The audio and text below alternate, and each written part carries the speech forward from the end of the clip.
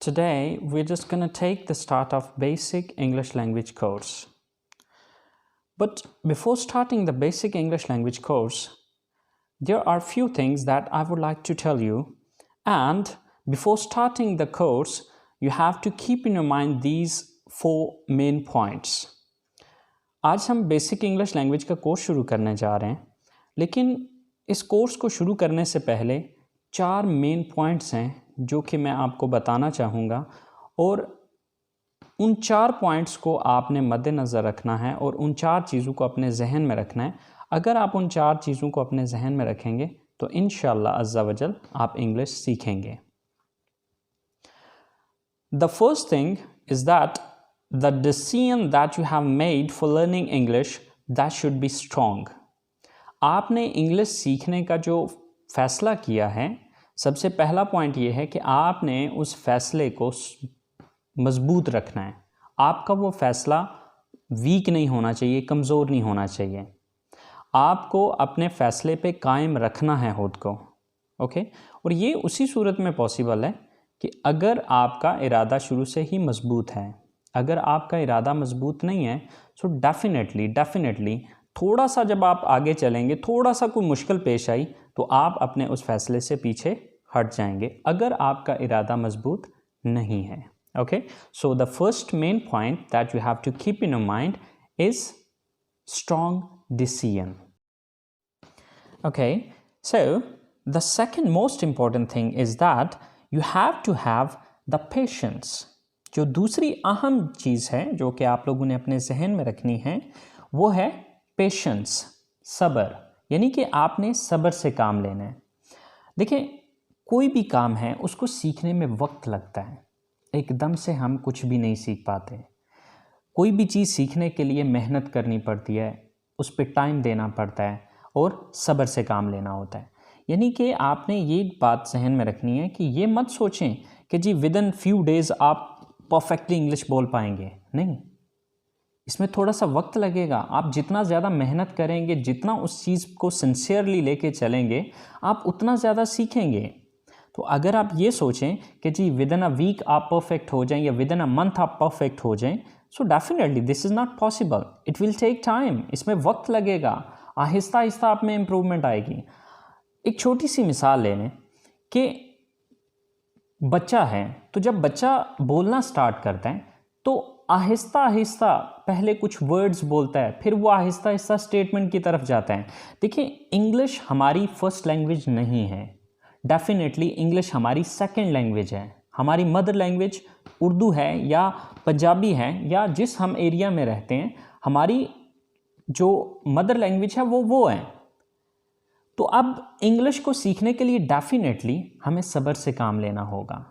हमें थोड़ा सा वक्त देना होगा. हमें जितना ज़्यादा हम टाइम देंगे उस चीज़ को, हम उतना जल्दी इम्प्रूव करेंगे. Okay, so the second main point that you have to keep in your mind that you have to have the patience, कि आपने सब्र से काम लेना है. देखिए, हम में से बहुत से लोग बहुत से काम स्टार्ट करते हैं, लेकिन 95% लोग कामयाब नहीं हो पाते. उसके पीछे 2 मेन वजूहात होती हैं, 2 मेन रीजंस होती हैं उसके पीछे. The first main thing is there decision is not strong, कि उनका जो फैसला उन्होंने किया होता है वो स्ट्रॉन्ग नहीं है. एंड द सेकेंड थिंग कि दे डोंट हैव पेशेंस, कि वो सब्र से काम नहीं लेते. कोई भी काम है, अगर आप उसमें कामयाब होना चाहते हैं, जिस इंसान के अंदर ये 2 क्वालिटीज़ हैं, एक उसका जो भी वो फैसला करता है वो डिसीजन स्ट्रॉन्ग होता है. नंबर 2 कि वो सब्र से काम लेता है, तो वो इंसान ज़िंदगी में कुछ भी कर सकता है. ओके, डेफिनेटली कोई भी काम जब हम करते हैं तो उसमें वक्त तो लगता है. With the passage of time आप में इम्प्रूवमेंट आती जाती है, आप बेहतर होते चले जाते हैं. ओके, सो अगर आप सब्र से काम लेंगे तो इंशाल्लाह आप सीखेंगे. लेकिन अगर आप सब्र से काम नहीं लेंगे तो आप डेफिनेटली कुछ वक्त गुजरने के बाद आप उस चीज़ से अपने कदम पीछे खींच लेंगे और आप फिर वहीं के वहीं खड़े रह जाएंगे जहां पर आप ऑलरेडी थे. आप ज़िंदगी में आगे नहीं बढ़ पाएंगे. So the second point is you have to have the patience. Okay, so let's talk about our third point.